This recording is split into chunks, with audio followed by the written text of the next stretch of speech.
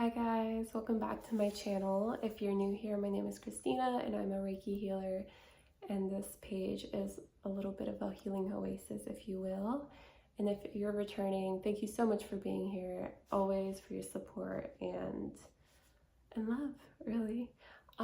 Today we're going to talk about psychic, spiritual attacks, evil eye, how to know when you're receiving that, and some ways to kind of protect yourself from that. So I do have them all written out here, so I want to make sure I get to them all.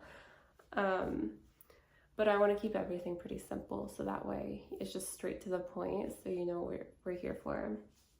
So to start out, psychic attacks can be small little things or they can be big. And I mean, sometimes people don't realize they're sending it to you. They could be more in the subconscious, or sometimes people consciously know they're sending it your way. So consciously is like they're really making an effort to send you some bad energy, whether that is through, if you want to take it there, like spell work and all that stuff, or they're just like, I hope something bad happens to them just because they're so upset with themselves, right?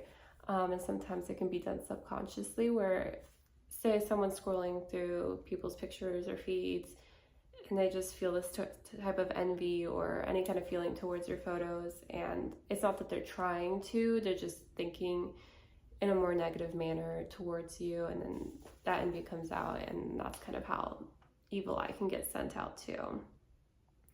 So there's definitely different ways that it all comes out. So it just depends.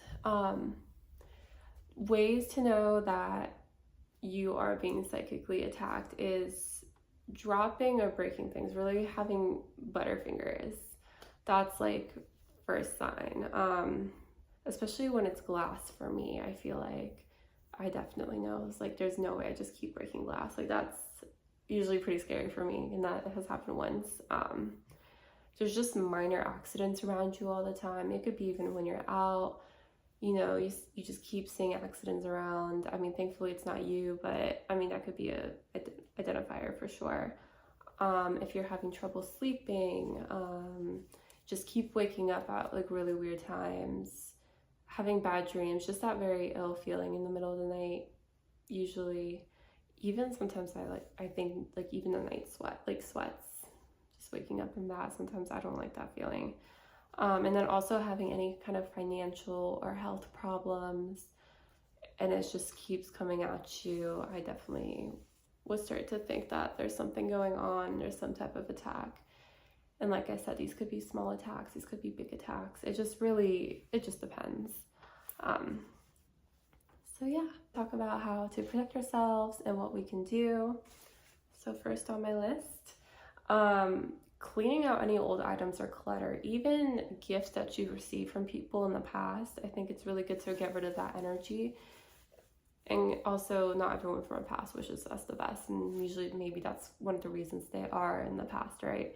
So just decluttering. I mean, I think energetically you feel better, but you're also cleansing your energetic aura in your space when you are decluttering and taking things out, to invite that new in.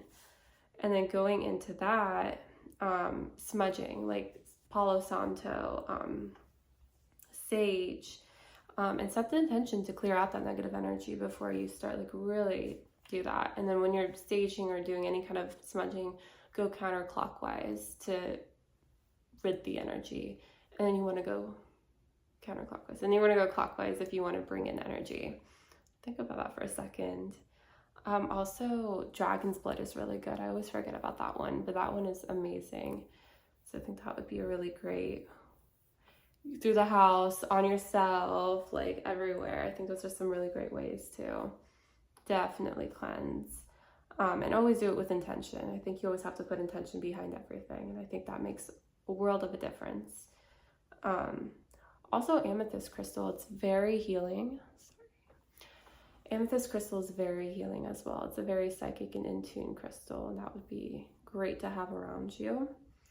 And black tourmaline in the corners of your spaces. It can even be at your front door, especially because you don't want negative energy coming in, and it protects you.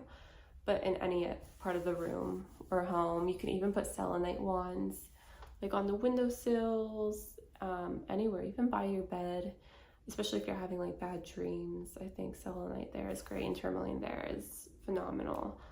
Just any black kind of crystal I think is really helpful when it comes to protection and feeling secure with yourself and where you're at.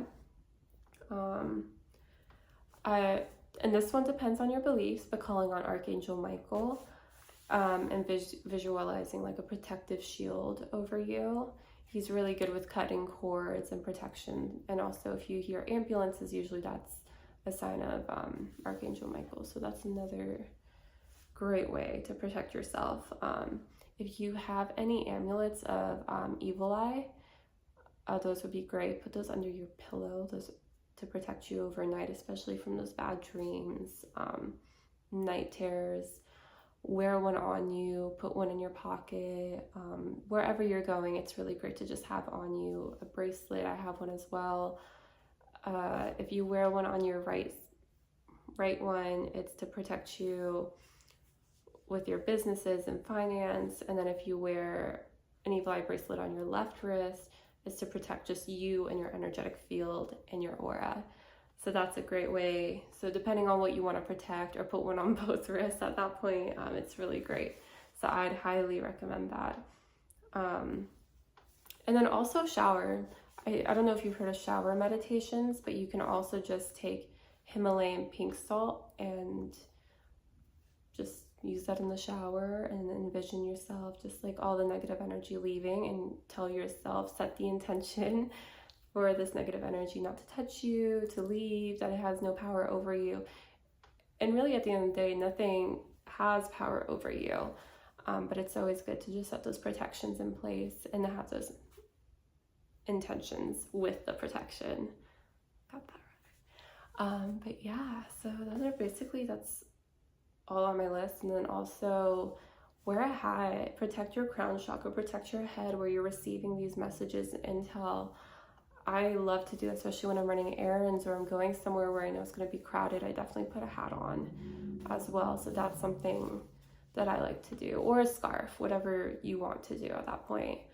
But yeah, so those are a couple ways to protect yourself. Sigils are really great.